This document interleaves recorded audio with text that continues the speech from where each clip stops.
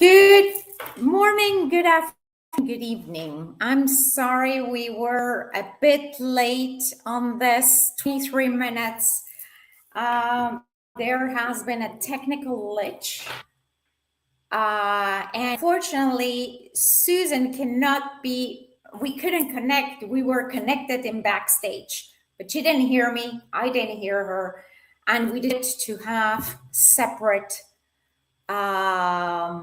lives for the moment. It was really strange because we are talking about fearless leaders rising, the hidden cost of high performance. We tried everything to get on here and we couldn't wait any longer because audiences were waiting for us.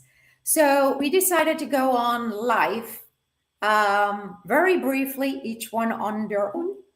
And speaking about that, I hope in the future I can get her on this and just be again leading from state.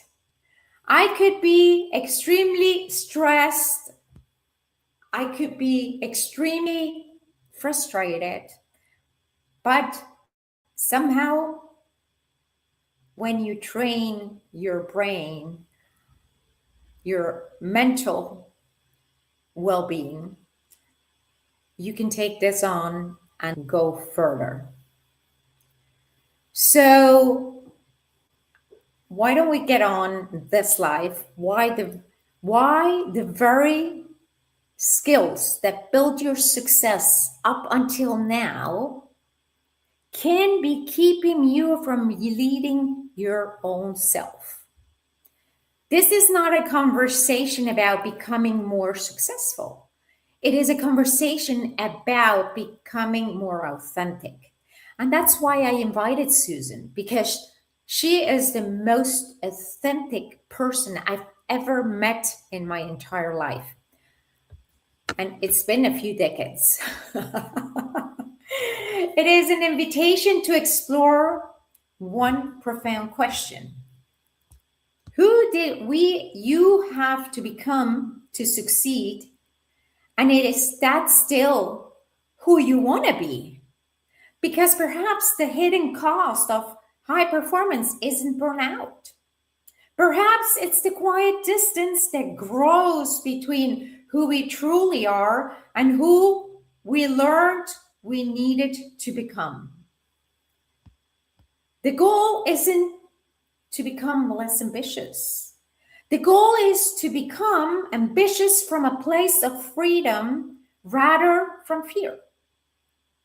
Before we begin, I'd like to invite everyone watching to reflect on one simple question. Have you ever achieved something you worked incredibly hard for, only to realize it didn't bring the peace you expected? If that's you, please type yes in the comments.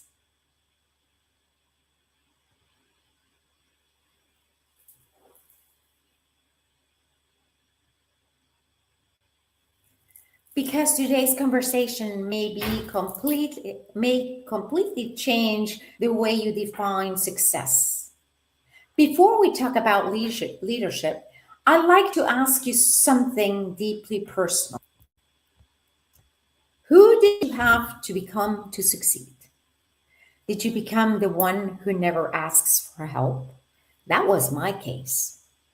I thought I had to prove everyone that I could do it myself. And to find out that it is better to ask for help when we get stuck and not get frustrated like a hamster wheel. Or is it the one who always carries the weight? The perfectionist? Well, that was mine too. I did want to have everything perfect, to find out when I became aware that perfectioning was holding me back. the achiever, the responsible one, the one who never disappoints, the pleaser, the one who always has the answers. And perhaps the more important question is that still who you want to be?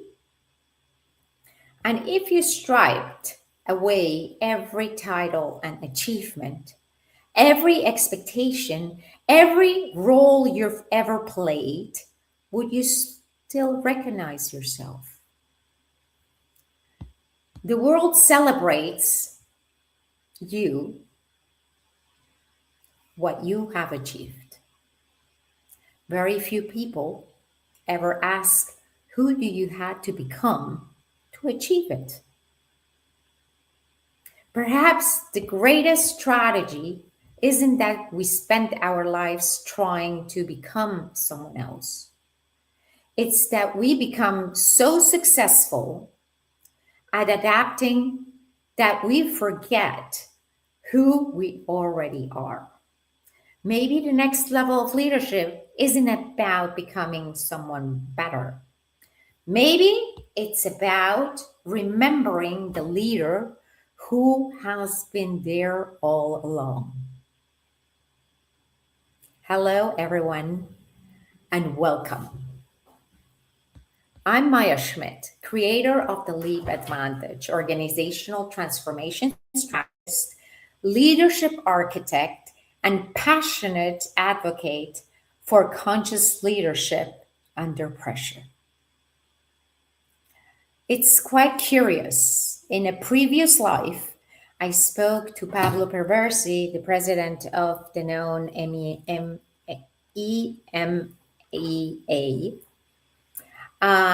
and she started we spoke about the binary leadership, decisions or no decisions. But he said to me one thing: leadership is always under pressure. Are we?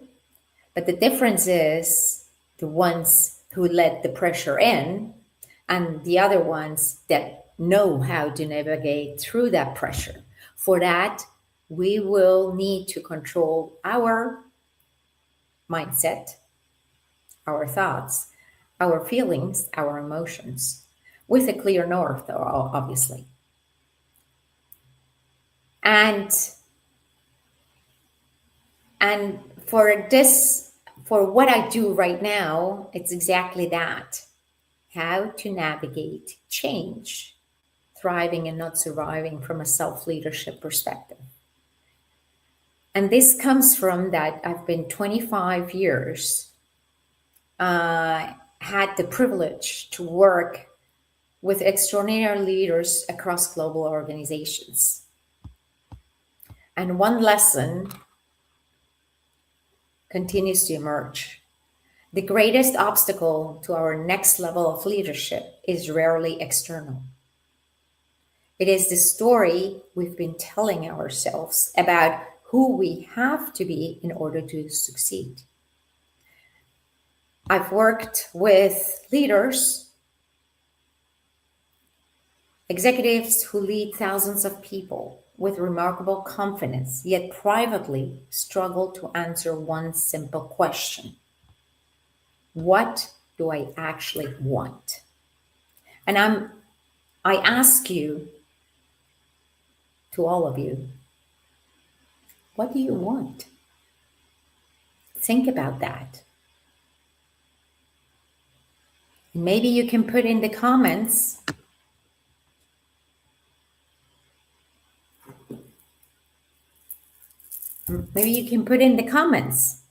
what do you really want? If you want to share it or just if you want to keep it.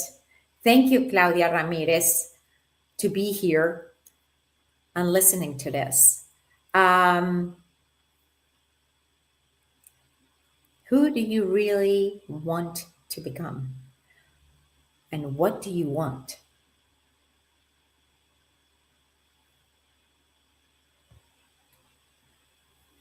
And one of the greatest lessons I've learned is this: organizations don't transform when strategies change.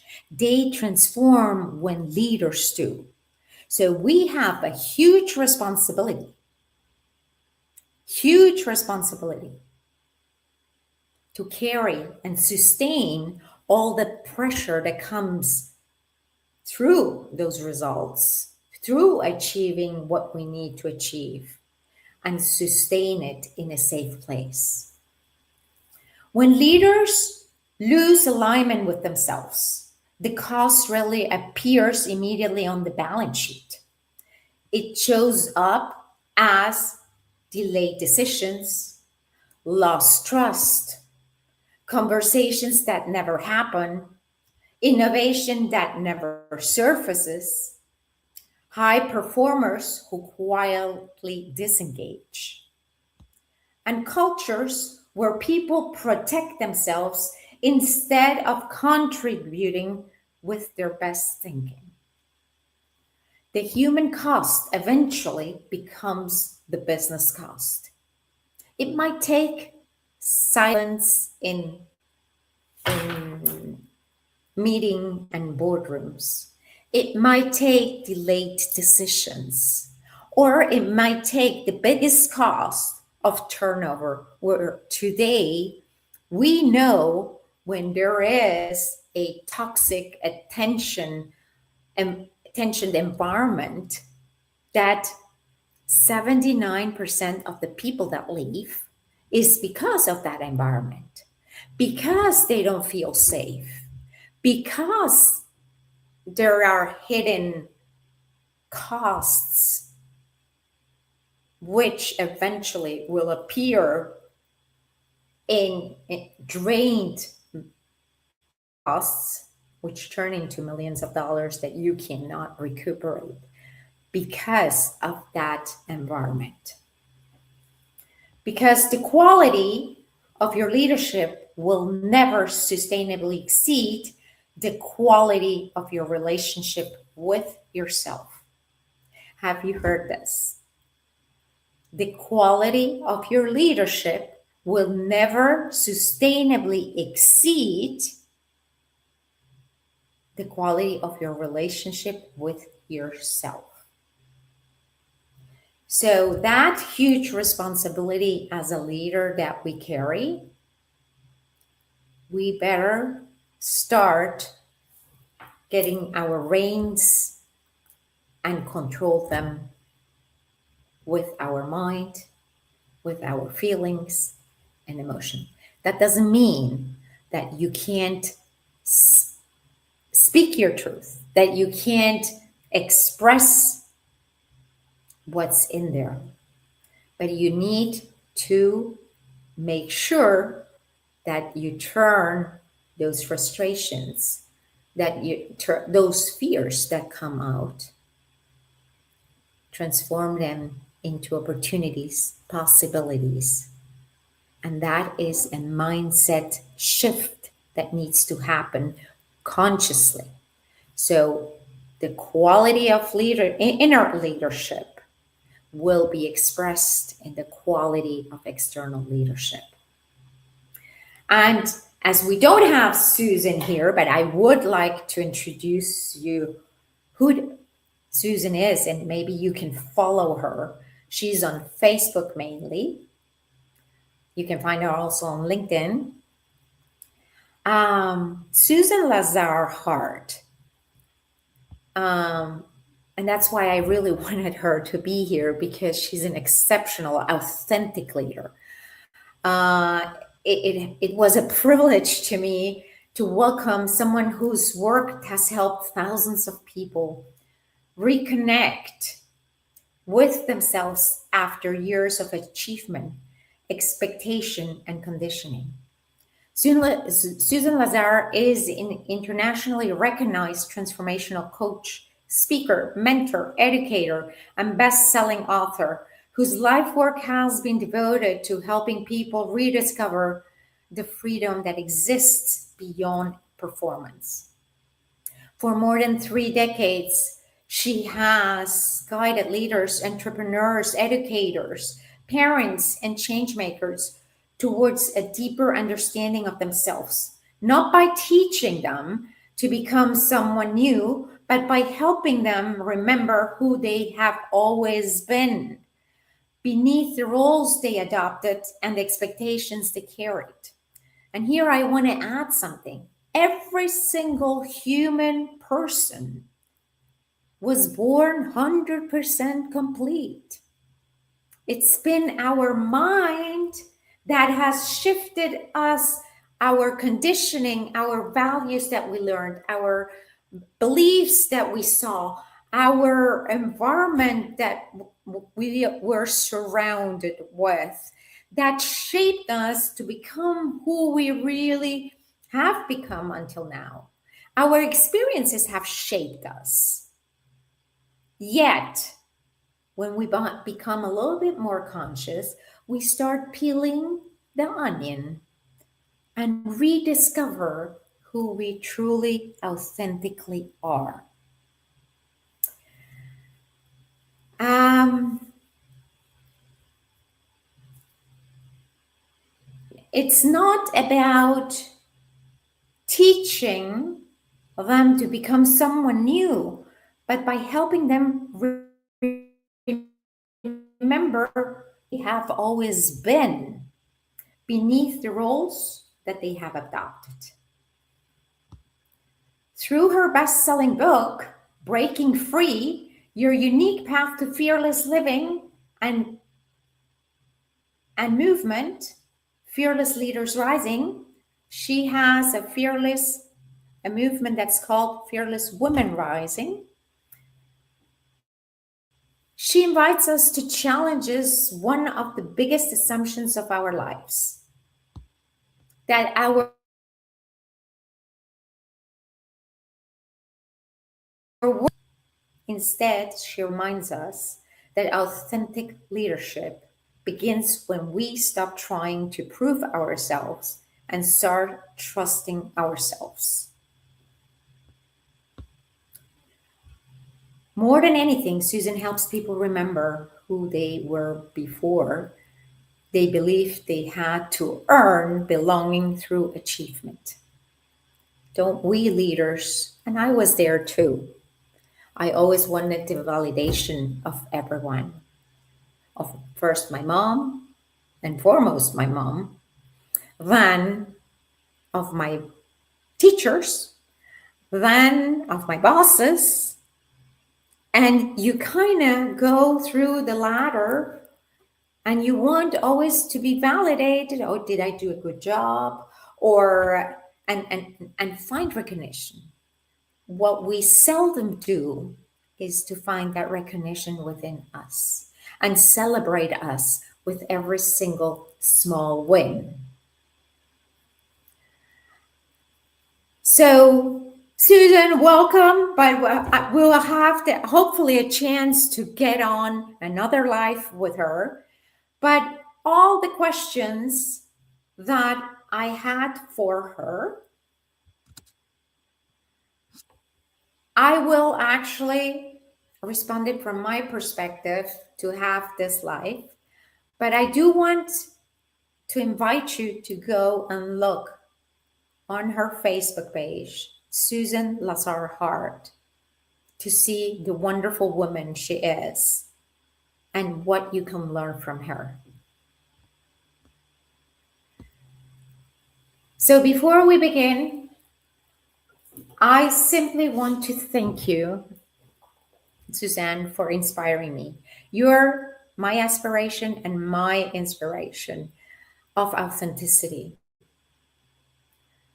And especially because she has given so many people permission to stop confusing who they became with who they truly are. Because that's exactly where today's conversation begins. Here, the first question was, do you believe many high achievers mistake performance for identity? I do think yes, in my perspective. I wish Susan would be here, but I do think yes, we do put performance at first before our own identity. We actually shape our identity so we can get to that achievement. Not knowing that that's a much harder way than if we would be our true selves. And here on my work with leaders, there is a huge step that we need to overcome. 85% of women do not believe in themselves, but 73% of men neither. And that shapes the way we lead and we make decisions and we shape our destiny. So when we don't believe in ourselves at first, who should believe in us? Anyone wants to give me some comments about that?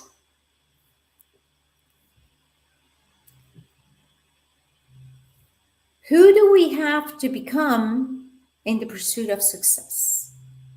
Is it more on the external side, what people expect of you, and then you shape? Or do you truly become yourself? Because I tell you something, when you become your true self, that you can choose who do you want to become, that's the only space where you can unleash your full potential. And you as a leader, when you unleash your full potential, then you become inspiring. Yes, you can come inspiring. When you become inspiring, your team wants to mirror you. And what you can create at that moment is this positive, safe, psychological space where everyone actually flourish their full potential.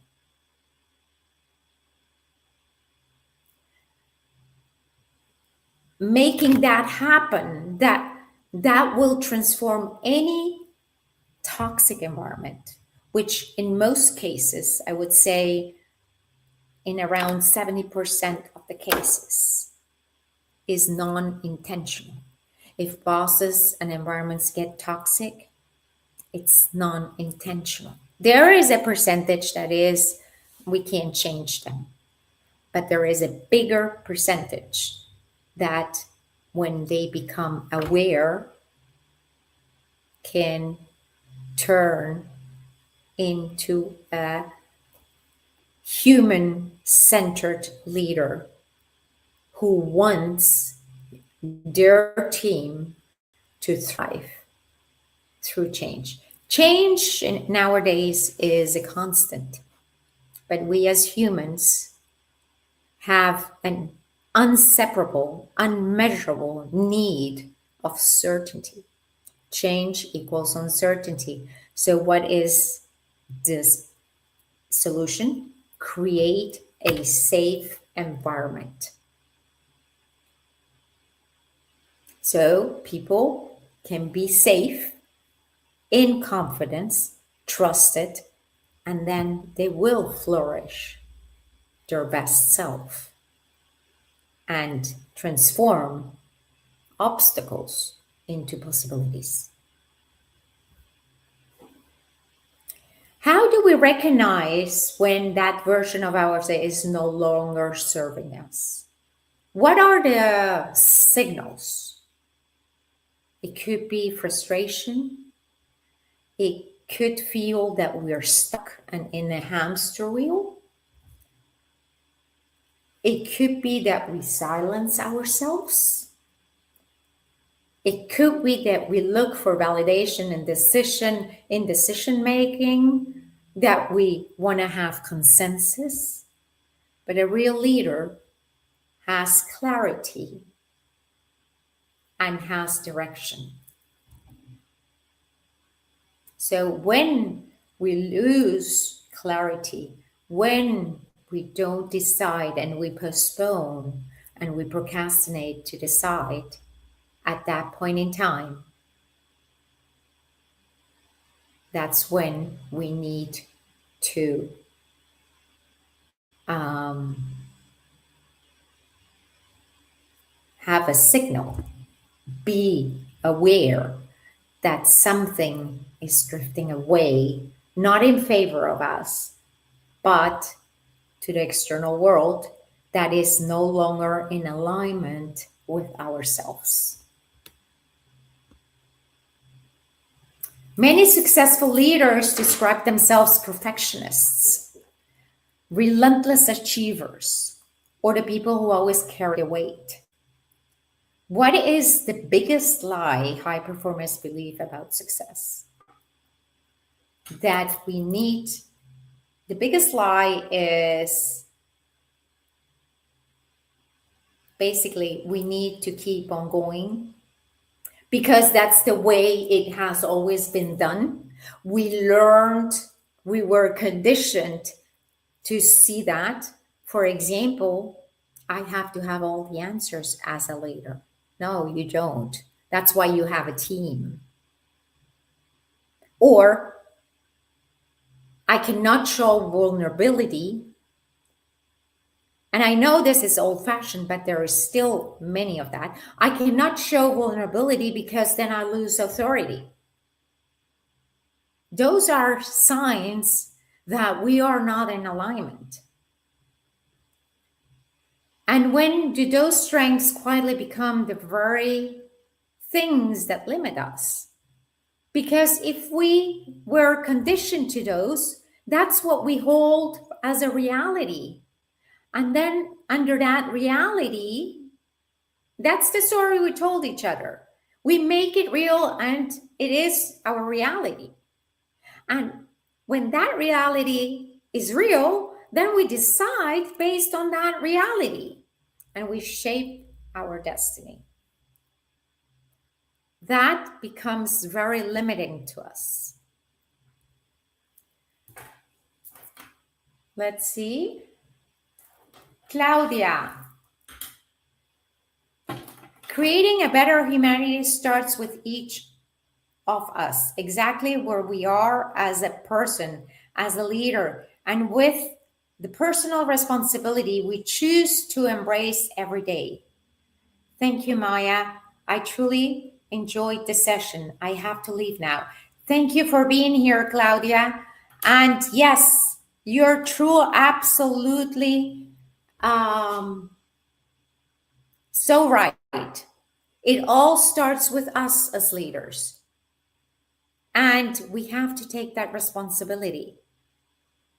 So our teams can also bring their selves to flourish, to the and bring it to the service of the whole organization, to the whole team. Let's continue. Thank you, Claudia, for being here. Do you believe some people become successful because of painful experiences rather than despite of them? I mean, I truly believe that it is when we are in our biggest crisis, the aha moments happen to us. Because when we fall, when it becomes painful, that's the only way, one of the two ways why we change. When pain is bigger than fear, that's one way that we start changing. The second way is when we have a huge vision and we become aware that how we are operating right now is not going to take us. Oops, where are you? I lost you. The second way is when we have a huge vision and we know the way we are operating right now will not take us to where we want to be. And that's exactly where, in the methodology that I use, I help leaders to come from a scarcity mindset into a growth mindset. I help them through that process because every single person here in this world can become the person they want to become or they need to become to achieve their own purpose, objectives, and goals. We can become whoever we want to become, but that will need to go through tons of practice, like going to the we will fall back and come back. And that is how we need basically to go about changing our scarcity mindset and go to a empowering mindset, a growth mindset. Why do so many accomplished leaders still struggle to trust themselves? Because there are two fears. Because human beings were born as for survival. And if we don't work our values, our beliefs, we are in survival mode.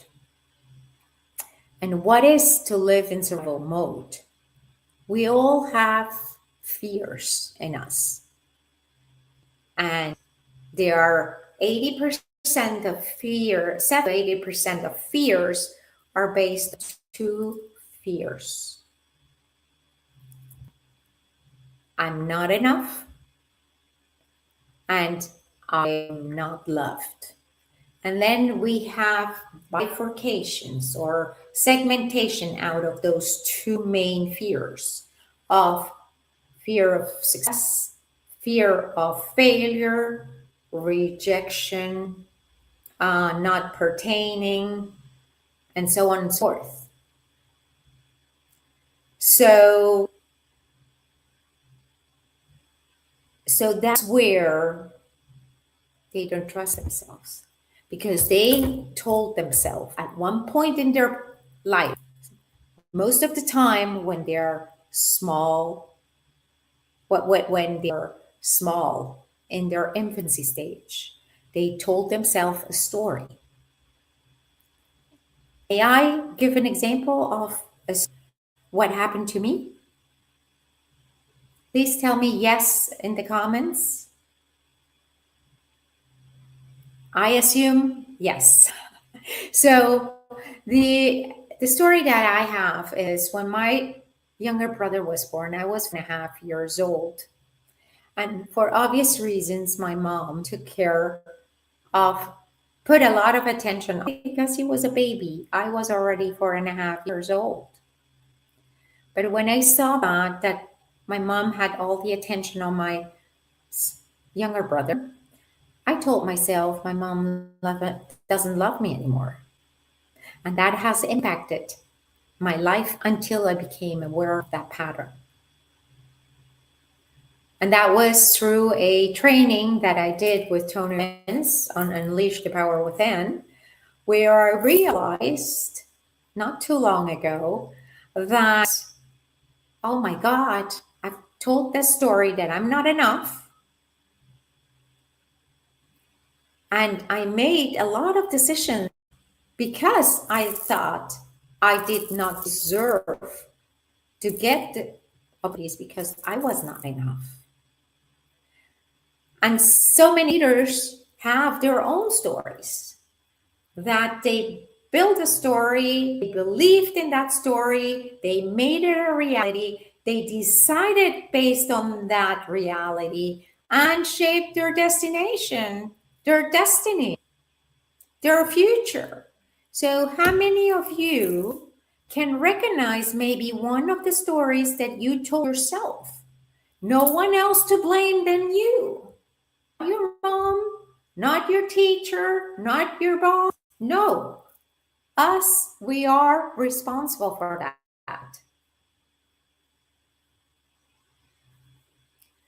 And how can we reconnect with that leader within us? So we turn those limiting beliefs into empowering beliefs is when we start realizing, identifying that pattern, that limiting beliefs.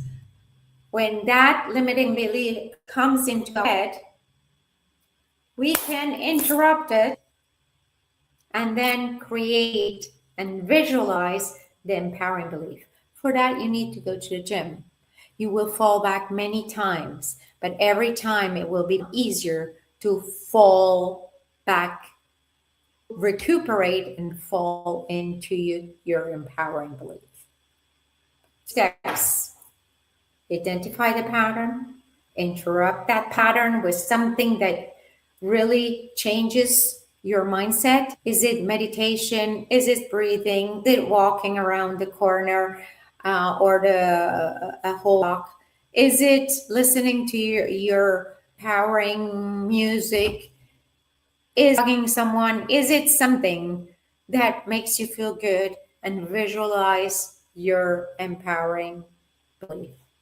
And repeat that until it becomes a habit. So some CEOs might say, my perfectionism built this company. My standards made me successful. Why should it change now? And I ask the audience, you're successful right now. Why should you change? What will you say? At what point perfectionism that should become excellence stops serving us and starts owning us? Excellent is better than perfection because perfectionism at the end has a intrinsic point that needs validation.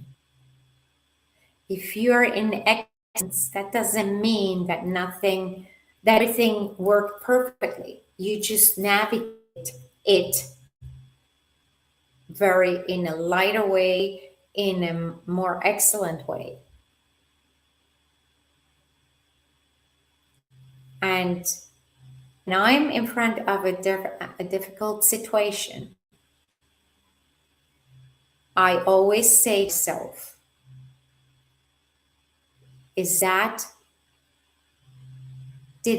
myself, did I give my best version about it? A second thing that I always ask me, is it worth the energy put towards that? Or can I use my energy, because my energy in a day is limited?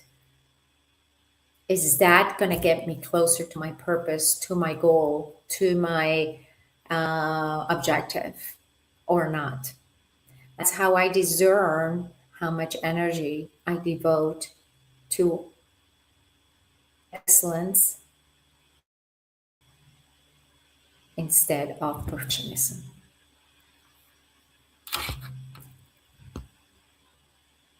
One thing I've observed repeatedly is this: I've never seen an organization outperform the consciousness of the people leading it.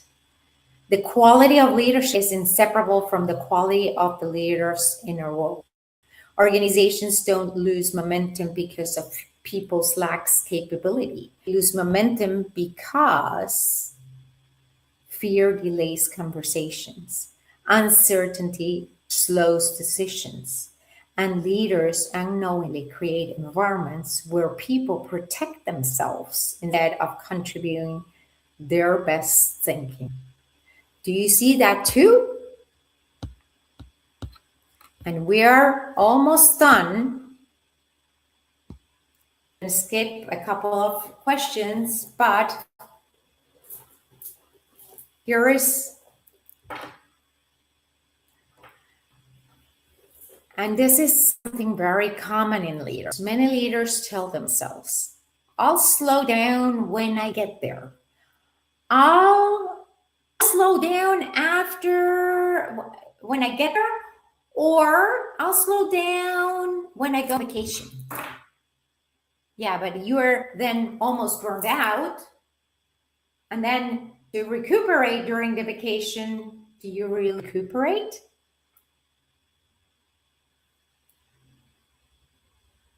And do you feel peace at the end of those vacations when you're so burned out? What becomes possible when we stop leading from obligation and start leading from authenticity?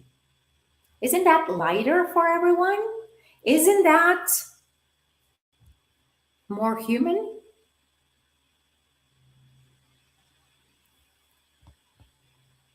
And what are the first signs that someone is beginning to trust themselves again? To really care about themselves, self-care before anything. Trusting others to do the work. And question themselves if you get disturbed by the way they are presenting something and it's not your way, are they getting to their objective? Are they getting to the organization's objective just in a different way? Because when we operate from fear, we want to control everything. When we operate from ourselves, our true self, we don't judge. We let others lead their way. And you're just there to support, to get to the aligned purpose. How many of you have recognized this pattern?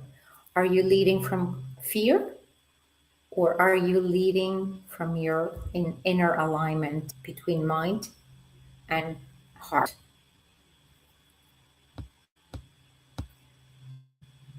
We've spoken about identity, performance, self-trust, authenticity. Why are these patterns so difficult to change even when we know they're no longer serve us? Because tell me in the comments if you're here and listen, or for the ones that see this as a replay, can you tell me why is it so difficult to change them? It's because we're conditioned and it feels safe. It's what we know, it protects us, even though it's no longer serving us the way it should. And when leaders say, we are growing, we are still, but you feel empty inside, that is when the moment you need to elevate your leadership with your self-leadership, with your authentic self. Why and how can someone begin to shift them without losing the ambition, excellence, or drive that help them succeed?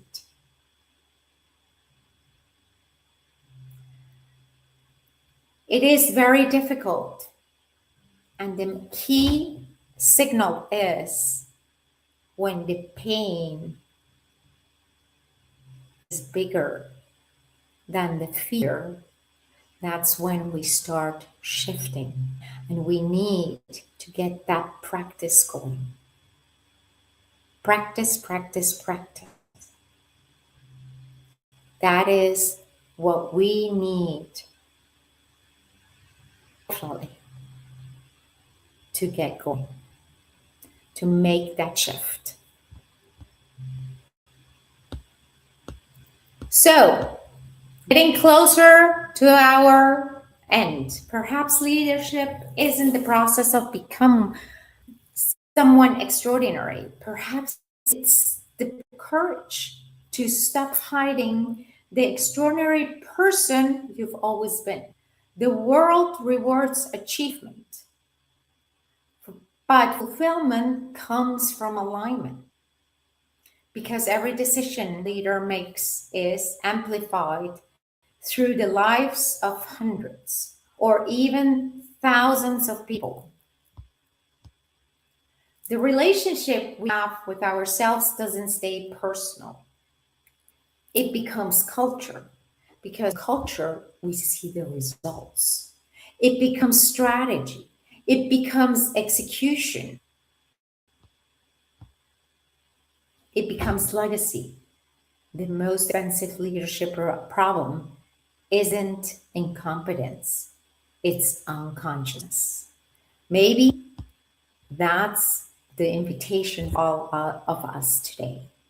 Not to become someone new, but to remember the leader who has always been there all along. And before we close, I would like to leave with everyone listening to us with one question. Don't answer it right now. Keep it in mind and answer it to yourself. But be honest to yourself. Who would you be if you no longer needed to prove your worth? I'm going to repeat that. Who would you be if you no longer needed to prove your worth? Because the leader who transforms their inner world doesn't just change their own life, they transform every decision they make, every conversation they have, every culture they shape, and every person they lead. Perhaps the greatest act of leadership isn't inspiring others to follow you. Maybe it's finally giving yourself permission to come home. Thank you all for listening to us.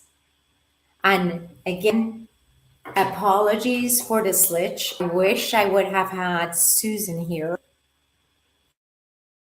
She's an extraordinary. Please follow her in her book, Susan Lazar Heart. And thank you for listening. And would love, love, love if you want to share